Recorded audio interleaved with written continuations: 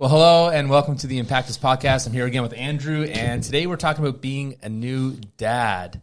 Being a new dad, and that's something both of us are. Are we still new dads? Yeah, I think so. I don't know what I'm doing yet, so I think I'm a new dad. Do you feel like a dad? Yes, I officially feel like a dad. I'm at a point now where I wear dad hats not because they're cool. All of my clothes are big and tall clothes, and today I'm wearing socks and Crocs. So I feel like I actually feel like a dad. But do you have I spilt on myself on the way here, and I just covered it up with a sweater. So yeah, I feel like a dad. Do you have a pair of white New Balances? No, I don't. Okay, show us this pair of Crocs you're talking about. Jeez. Today. Yeah. Oh, look at those bad boys. Oh man, with the hiking strap. That's a speed strap. It's a hiking strap. So I can not only wear these in the garden, but can I also walk to work in these. I could go to the store in these. We could go, record a podcast. Actually, so I feel really great about them because I bought them. We bought them a couple days ago. My wife and I decided this year with our tax return, we would buy family Crocs because Crocs, they cost what, $1 to make, and they still sell them for like $50 or something. True. It's unbelievable. So we finally got family Crocs.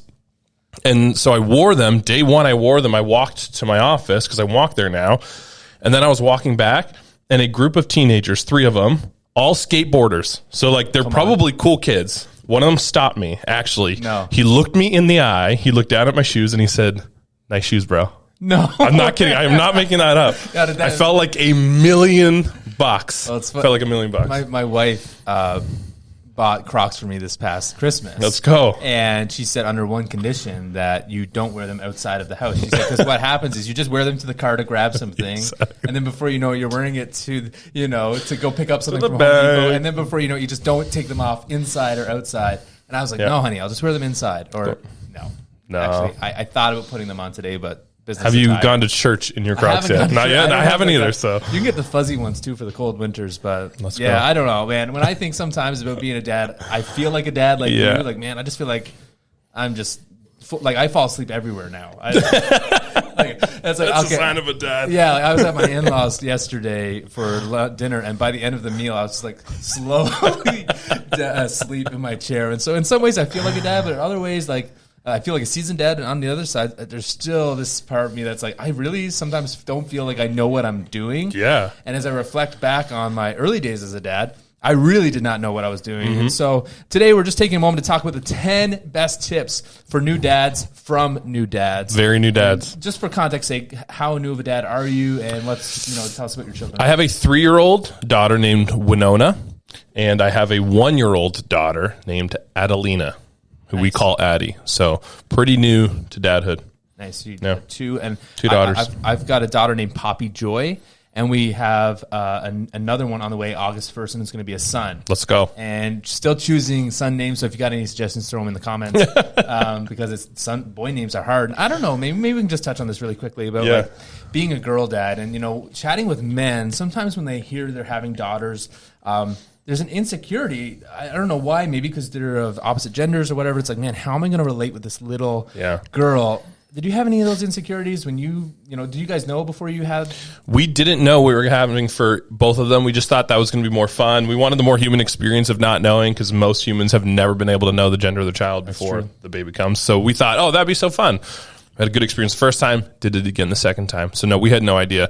I have I don't have any problem. Like, I don't have any feeling of a disconnect with my daughters. I did feel like I would, and that will probably grow as they get older and I become just more crotchety dad. But no, I never really felt that. But I like needed that in my life. I don't know about you. My friends, when I was kind of in high school and when we were young adults, some of them. They were always they were joking with me. They were saying, Andrew, you're going to have 3 daughters because you need to be softened up so much because of just how my personality is. And it was a joke that they would always make that they're prophesying over my life that when I got older, I'd have 3 daughters. And now I have 2 and we might have a third at some point, and that prophecy will have come to fruition, and it will have actually been it will have accomplished the thing that they thought it needed to accomplish. Because, man, I just feel so soft around my girls. I just feel it feels natural to be the version of myself that is a girl dad that totally. I think is in all of us, and I think we're insecure about and afraid of. But I think we need it. We need to lean into that. And I think that's a whole episode, man. Our president, Dean Breton, he has a bunch of daughters. Oh yeah, so he knows all about being a girl dad, myself included, man. When in thinking about having a child, we didn't know for our first. I don't know if I were to be honest. There was this just insecurity of how am I going to connect? I just picture myself as this dad that just gives his son noogies, right, and those types of things. And so, but when we had a daughter, it's man, just something really unique happened in my heart. And when we got pregnant with our second, in some way, I'm like, man, I don't care if I have a son, because daughters are just amazing. Now we are having a son, so we get one of each. And so I'll be can you still be called a girl dad if you have? You are. Yeah. I think you're a girl dad if you have a daughter. Okay, if you're the dad of a girl. I don't know who made up this term. Yeah, I don't know. But anyway, I'll own it. You can have it. You can take it. Yeah. Today we're talking about being a new dad and the best top 10 tips that we kind of thought of. Of course, there's more than 10 tips. And so, this is not an exhaustive list, but here they are. We're going to jump right in. The first tip we got for you guys is to be a part of the birth plan. Be part of the birth plan. Yeah, the birth plan was something I didn't even know really existed and what that really meant when my wife first mentioned it to me. But ultimately, if you're unfamiliar with this, and I'm sure you're not, nowadays it's pretty common language, but it's just being on the same page with your wife when it comes to the actual labor and delivery. Yeah. I think about someone I know that when they arrived at their wedding, the groom didn't even know what color his suit was, right? And so you want to avoid that type of an approach when it comes to the labor and delivery. And so I learned with the help of my wife just the different parts of labor and delivery that maybe I wouldn't even have thought of. And so we had a common language, we had some cues, so that in the moment, I didn't just tap into my typical ways. And so take for example, if I felt like my wife was getting out of breath or not breathing properly, instead of me being like, babe, you got to breathe. Right. I would just take a deep breath. So I would just go,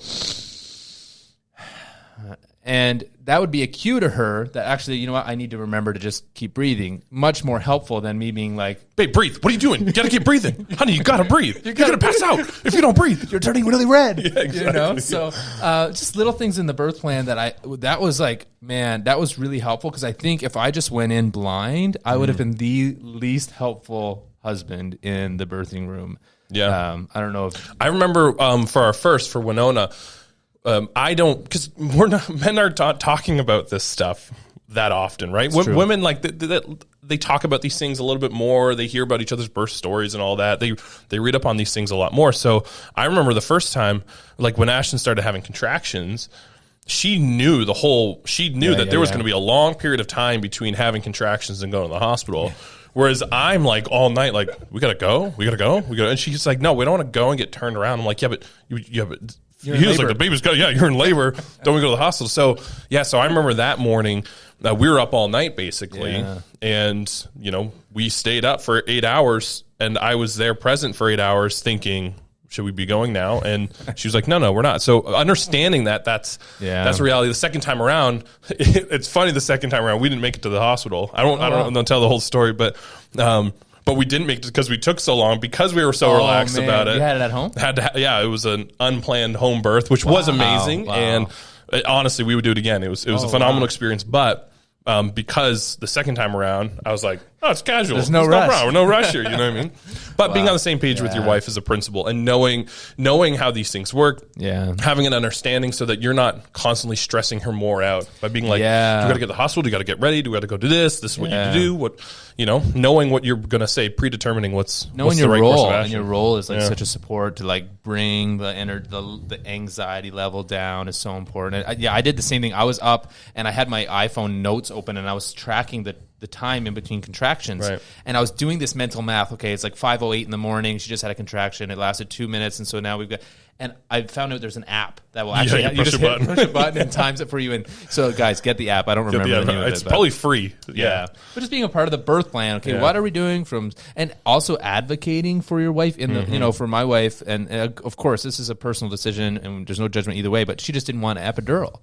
And so it was important that I wasn't in the room being like, babe, you should really get an epidural. Are you sure? Or even if it was suggested by health practitioners, which it wasn't because they were fantastic, I could say, actually, that's not our plan, and kind of advocate for her when she obviously was not in the mood to do that. No, that's really good. That's really good. Yeah, your wife needs an advocate on your side of the family because there's so much going on, and there's so many people in and out and talking to you and asking you all these questions, and there's a lot of times she just needed me to answer for her. Even when it came down to the birth at home that we had, the midwives they all came to me to ask because they were all like, you guys got to make the call. And she's like, I don't want to make that decision. So I ended up having to make that decision. If we were not on the same page, if we didn't really know what the plan was, then I would have freaked out and panicked, right? Yeah. But instead, we were able to make a decision for our family on our family's behalf and move forward with it. And so that's important. Being part of the birth plan, not showing up to the wedding, not knowing the color of your suit type of analogy. So just make sure that you're on the same page and you're doing the work. And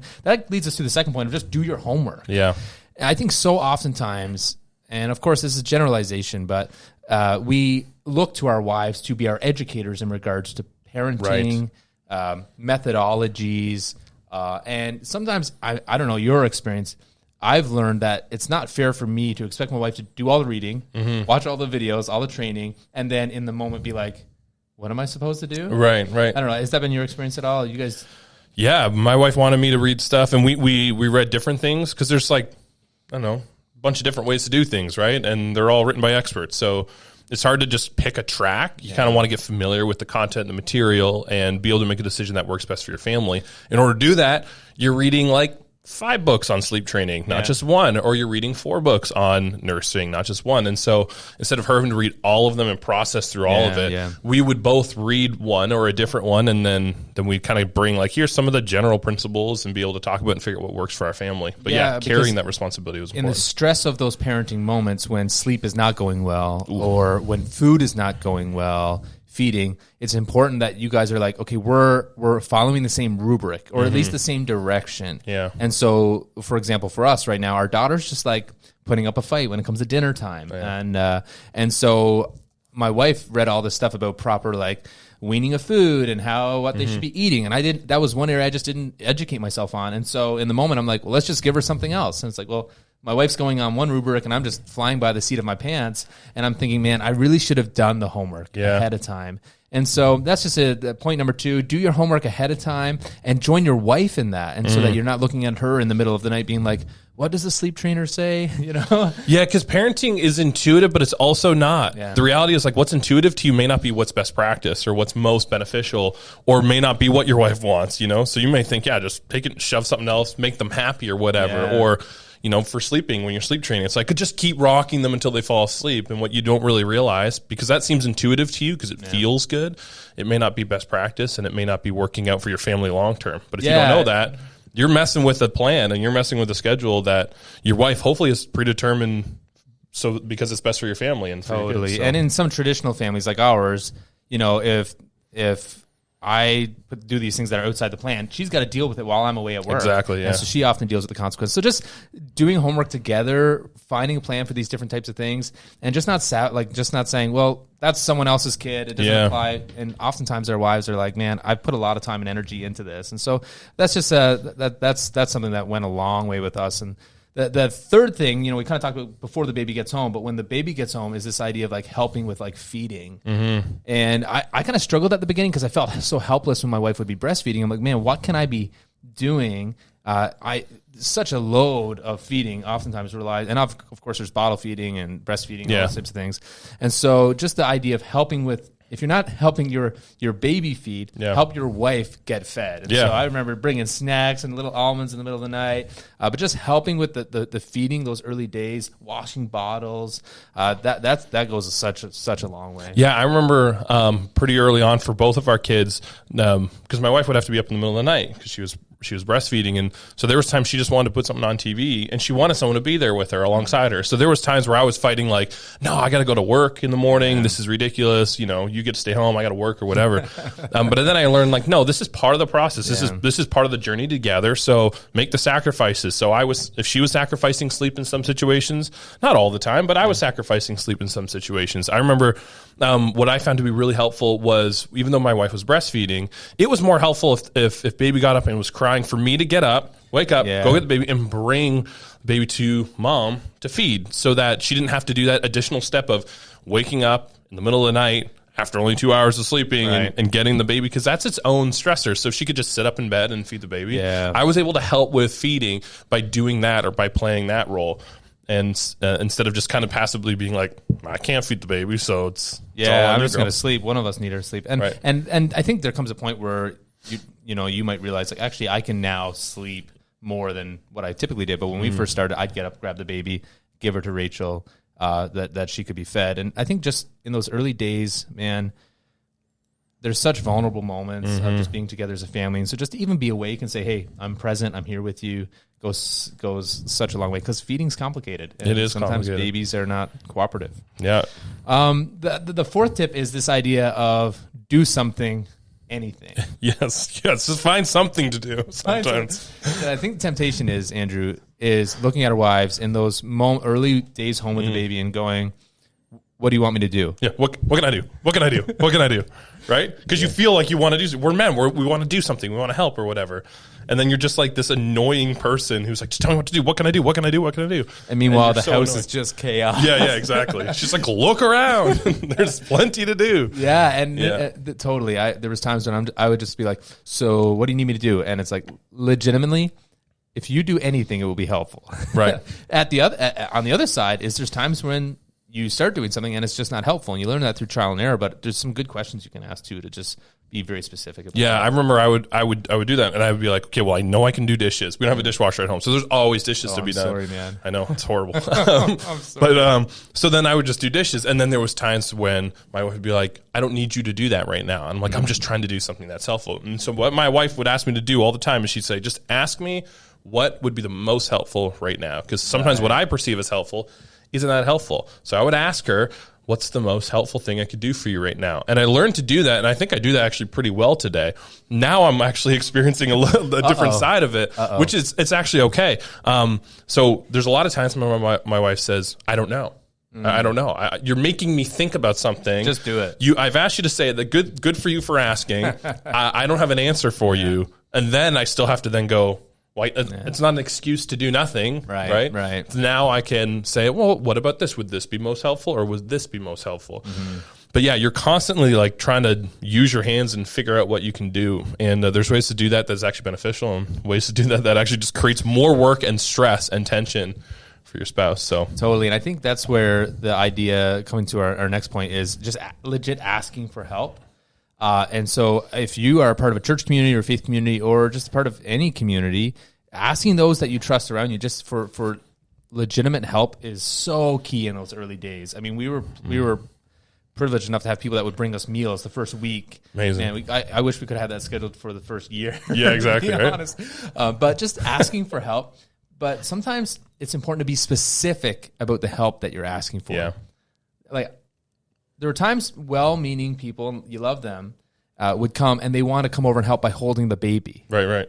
And sometimes that was really helpful, because so Rachel could go shower or whatever the case would be. We could. But sometimes, though everyone wants to hold the baby, sometimes the most helpful thing you could do is actually maybe like help with the dishes or help with the laundry. And so I think with this tip, I don't know, Andrew, what your experience has been, is ask for help from community, but be specific about that. Yeah, don't just say, hey, whatever's good, whatever you want to do.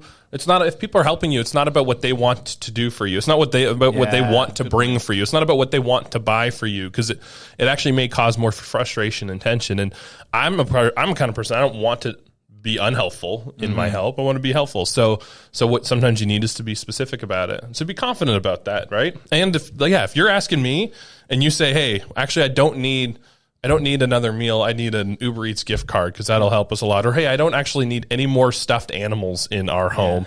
Please do not buy any more stuffed animals for my kids. They don't need any more. My kids don't need any more stuffed animals if you're watching right now. But yeah, could you plan a date and take them out? Yeah, assume if someone's asking how they can help you, assume that they're being authentic and tell them legitimately how they can seriously help you. That'll serve you so well. Yeah. Hey, tip number 6 is don't take anything personally in the first month or even the first 3 months. Or maybe in the first 6 months or first 7 years. Yeah. Don't take things so personally because oftentimes they're not. You're both sleep deprived. You're both hungry. You're both frustrated. Things are not going according to plan almost in every situation. And so when you're talking to one another, when you're responding to one another, you don't have to assume that you're being attacked, right? Totally. Don't take everything so personally. Don't take every request so personally.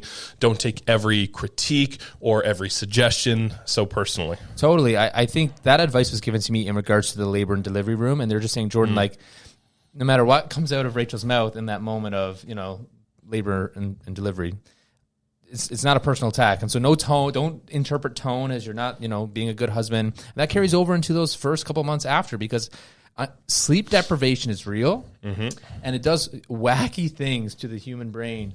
And so I found in those early months, I was way more sensitive because I wasn't sleeping. And, I haven't slept when I'm just more emotional. Yeah. And similarly, the female body, I'm not a doctor, but I know hormones in that time also affect them emotionally. And so the important thing as men is to just say, don't take things personally in the middle of the night when you don't know if you're awake or asleep or dreaming and it's your turn to take it or their turn. Just an encouragement, just to, guys, you're not being personally attacked. You're often tired, and in the morning you don't even remember what happened. Right. So that was such a good word of advice to me that a man gave one time. It's like, Jordan, don't take anything personally. It's a hard time. Yeah, and we're saying this as people who have taken way too much personally. I imagine, I don't know about you, but I'm saying that is something I'm saying to myself even today still. Yeah.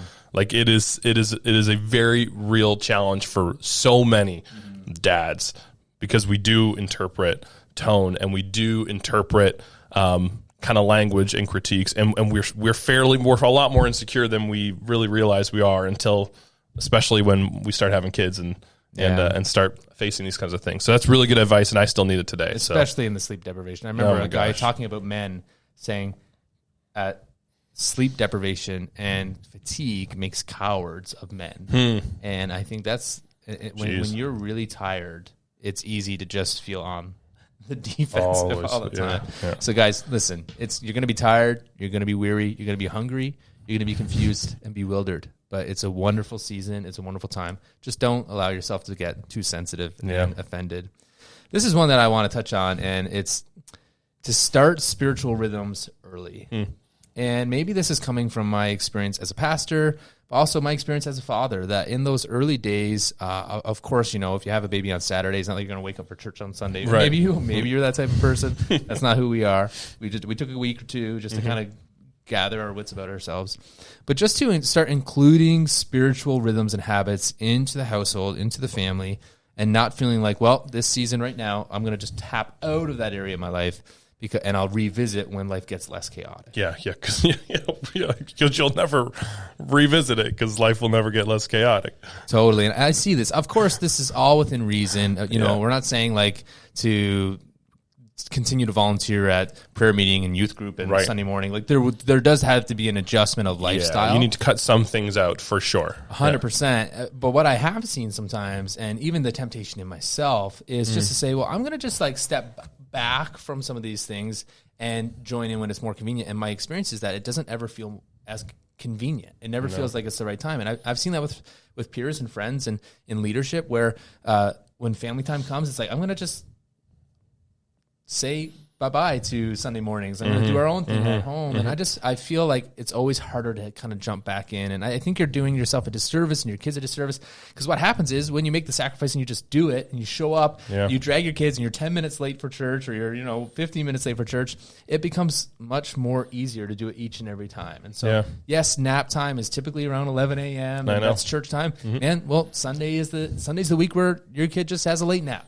Right. And I've seen in my own heart how doing it and sticking to those rhythms early has just served us so well. It serves you well too. It's because it serves you well in your community too. Like people having kids is not just about you and your family. It's not just for you and your family. Like your kids are part of the family of God, and they're part of your church community that you worship with, and so people like see your kids as like offspring in the family, and they want to be present. They want to spend time with them. They want to support. They want to help. But if you just kind of check out and you distance yourself, they don't really know what to do with you. They don't really know what to do with your kids. And man, the hardest thing, especially coming through COVID, is that a lot of people don't really know my kids as well as they would if we were getting together on a weekly basis.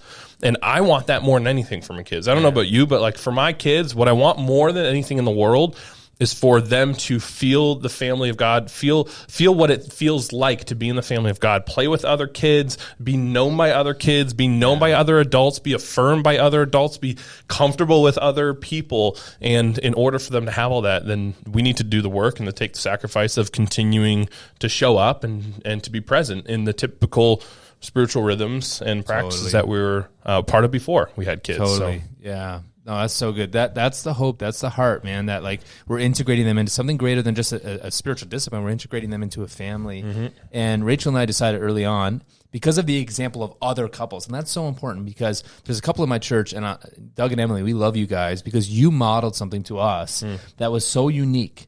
They dragged those kids everywhere to keep them included into the family of God. And just model, like Doug would be leading worship, she would be on the keyboard, and the kids would be there on the ground, on the stage playing. And it's like, man, they really be willing to have a hard Monday to have a good Sunday. Yeah, that's good. Right? And so if you've got kids and you're feeling the tension, like, man, I'd like to be more involved in my spiritual community, make the sacrifice. It is so worth it, and you're modeling something to those around you. Parenting is hard. Mm-hmm. It's difficult, but it doesn't mean that your spiritual disciplines and church community has to hit the wayside. And so that's an encouragement to you. That's been huge in our life. Yeah. Hey guys, number 8 is dads. You are not a babysitter. You are never babysitting your own kids. You are a father. They are equally your responsibility. When it is dad night with the kids, it's not dad babysitting time. That's it. I hate that. I hate that. I'm babysitting my kids. What? You're not babysitting your kids. You're parenting. It's exactly it. Yeah. And if you start treating your unique time with your kids when your wife's out doing something or she has to run some errands or she just needs a break, when you're treating that as you doing this above and beyond service for your family, as though you should get paid for it, as though you should get compensated, recognized for it, same thing that your wife does every single day, all day.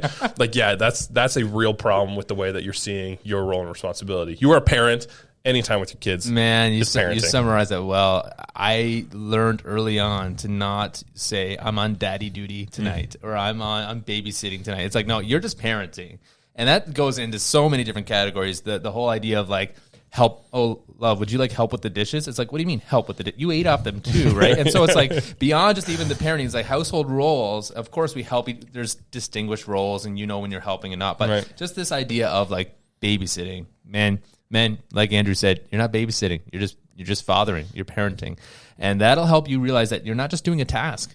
You're actually responsible, and that leads us to our next tip, which is to take responsibility, not just tasks. And so sometimes it's easy to think like, oh, honey, what do you need me to do? And, she'll say, pack the bag or make the lunch. Well, what if you took responsibility of the lunches? What if you took responsibility of the nighttime routine? Like for us as a family, I do bath routine. That's just my responsibility. And the hope is that my wife doesn't have to circle back around and ask, hey, Jordan, did you brush your teeth? Did you make sure to, wash the food off her face? And I think sometimes it's tempting to just take tasks. Oh, what do you want me to do? But our encouragement to you is just take responsibility of an area. That will alleviate the mental load on your wife. Yeah, that's a huge thing, because what is actually helpful to your wife is not just that you're taking the time to do the tasks, but that you've got control over something, that you've owned it, so she doesn't have to think about it. She can think of something else.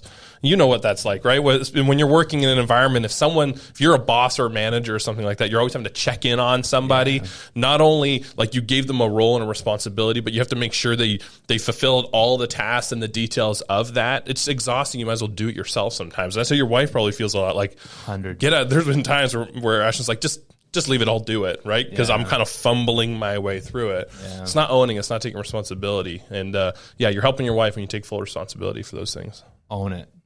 Choose something, own it. Because one term that just I wish I was introduced earlier on was the idea of mental load and the mental load that mothers carry. I think about when I was a pastor and how I would go on a retreat and I would have like 60, 65 students, and in that, my brain in that moment knew about everything and knew about the schedule of each student and knew about the different dynamics in each cabin and knew about the peanut allergy of that guy that's new that just showed up and didn't sign up. And so all these mental loads in the retreat, you come home, you're absolutely exhausted. The mental load of a mother oftentimes is different than the mental load of a father, and not all the time, of course.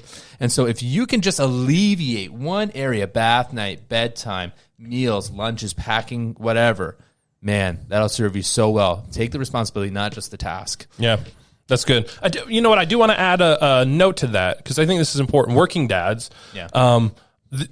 I have grace for working dads. We have grace for working dads because the reality is also working dads who are working full time outside of the home. Like you are carrying your own mental load. Yeah. And there was times early, I don't know if you ever felt this. There was times early on where I felt guilty about my mind being outside of the home when I was inside the home.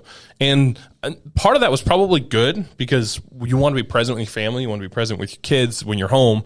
But I had responsibility. I had things to be doing. I had a mental load that existed outside of the home that I was constantly like fighting this tendency to focus energy and time on. And I would feel guilt and shame sometimes for doing that. And maybe what I want to say to working dads out there is we understand the unique stress of being a working dad. We understand the unique stress of carrying multiple loads, both inside and outside the home. This is true of working moms too, but we're talking to dads today. We understand that, and there's grace for you there, and talk to people about that. It's okay to process that. You're not a bad dad. You're not doing a poor job if you're feeling frustrated about that. You're not. It's not wrong of you to feel overwhelmed in the same way it's not wrong of your wife to feel overwhelmed with the amount of responsibility that you have. It's okay. Find some guys, talk about it. They'll understand, and hear love and grace in this. Yeah, in this and don't get us wrong. Like we know that dads carry a mental load. Like I think even the different areas. If we talked about finances on the last episode that you were with us, and for me, that's a mental load that I carry that my wife doesn't carry. And so there are different dynamics. And man, working dads. I've made the mistake at times though is like coming home and assuming that like my wife's been home all day and I've been working all day. Right. And that's some of the assumptions you can make there can be really unhelpful. Is that like, well, you've been home. What have you been doing? Yeah. But man, they're busy. But yeah, that's a great word, man, because there is the temptation, the guilt that can kind of come with men sometimes that, hey man, my mind is elsewhere and feeling less than because of that. Man, we've been there and we get it. Yeah. Here's the last one, number 10. And it's something that I've heard common from friends is this idea of don't panic if you don't feel like an instant bond or connection. I don't know what your experience was, Andrew. Would you say right from the get-go, and I know it's different from everyone, you just felt like, yeah, man, instant bond right away? Would that be your story? I felt a pretty strong bond with my kids right away, but part of that is stepping into responsibility. Yeah. But the reality is I was still fighting the feeling of feeling rejected. Like, I don't know about you, but I mean, I'm insecure because I'm a human.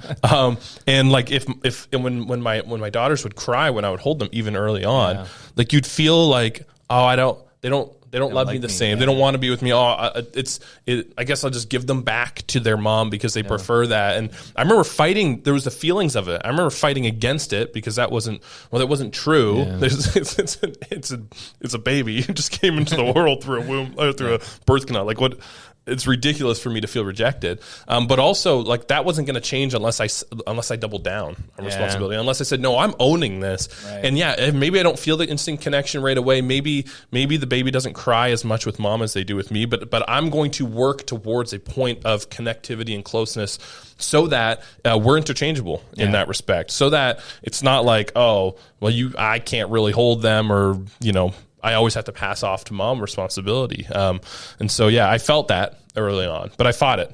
Yeah, I think I actually underestimated the bonding that happens while your baby is in the womb, like between mother and baby. And so someone gave me the advice to like try and bond with the baby in that process. And so speaking to them, praying over them, and just encouraging them, and feeling like, you know what, though you can't see them and they're not in your belly, Right. it doesn't mean you can't build some sort of a connection with them. And also just those early days, early months, like you said, putting in the work. Like someone said, Jordan, are you going to do like skin to skin when the baby's born? I'm like, what to what? Like, I'm like, this kind of sounds weird. But man, there's some things you can do, like just saying, I'm going to change diapers. I'm going to be involved in feeding. I'm going to be doing these things, and it's really profound what can happen. And yeah, I remember watching a video where it talked about like how I think it's called the amygdala in a mom's brain is more activated when it comes to like you hear stories of men who sleep when their baby's crying, right? And that happens to all of us. Like even still now, like the baby will cry and I don't wake up. Part of that's because an actual part of our brain has not been firing and responsible, owning that mental load as moms have. But it's not just default. It can be developed. And and this part of your brain can actually grow, and you can be responsive and feel bonding through things like you said, like, man, putting in the work, holding them while they're crying, learning how to, put them to sleep. And so that's just like, if you're feeling maybe discouraged because you had a baby and you're saying, man, I don't feel like this like connection that maybe media or other people said that I would have, just don't be discouraged. And bonding and connection is built over a lifetime. Yeah. That's and so just don't have any guilt about that. Yeah. But just don't tap out. No. Yeah. You're the adult. They're the baby. You step in and you double down on it. Yeah. You don't tap out even though you have a whole mix of feelings. Because you're right. Yeah. Bonding is a lifetime.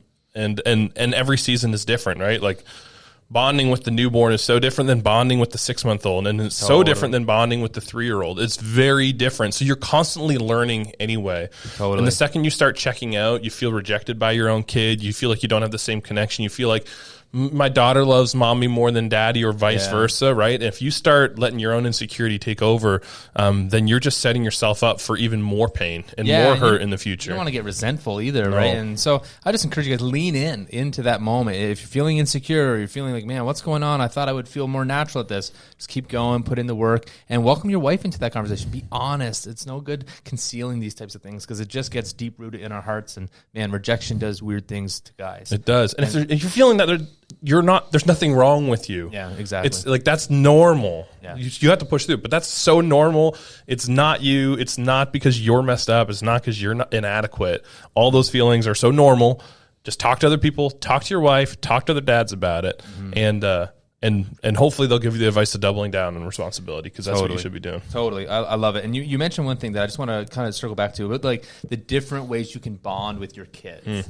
And one of the books that we suggest around here is called The Seasons of Fatherhood by Kirk Giles. Many of you that follow us know who Kirk is. He's our previous president. He wrote a book on basically the many different seasons of fatherhood and what your children need from you in those seasons. And maybe you're watching today and you're not a new dad and you happen to stay this long with us. That's a great book because it talks about, even into your older years, how you can continue to bond and connect with your child.